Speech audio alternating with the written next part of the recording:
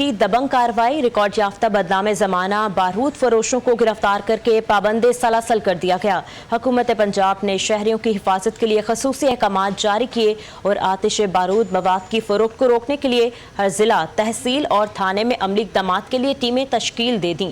مقامی S H O سربراہی میں متعدد ٹھکانوں پر چھاپے مارے گئے اور بہت سا بارود بھی برآمد کر لیا گیا اور ایف آئی آر بھی درج کروا دی گئی۔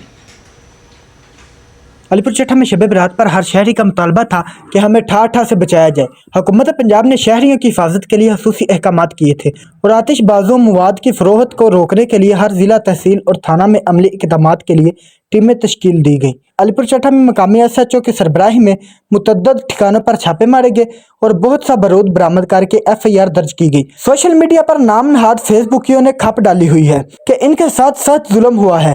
8 سے 10 پرچوں میں ملزم مشہد رضا کے بقول ایک نام نہاد فیس بکیے نے ان سے 30,000 روپے لیے اور گارنٹی دی کہ جیسے مرضی بارود فروخت کرو، کوئی ادارہ نہیں پوچھے گا۔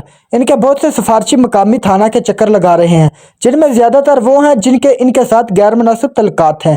ایسے ہی افراد منشیات کے دندے میں ملوث ہیں۔ پولیس کے بقول یہ لوگ اتنے طاقتور ہیں کہ انہیں بھی برے انجام کی تریاں دے رہے ہیں۔ ایس ایچ او سمیت دیگر پولیس ملازمین نے سفارش، ڈر اور رشوت کو اہمیت نہیں دی، قانونی کارروائی کر کے بلا تفریق بدنام زمانہ ملزمان کو حوالات بند کر کے شہریوں کو پرفضا ماحول فراہم کرنے میں کلیدی کردار ادا کیا۔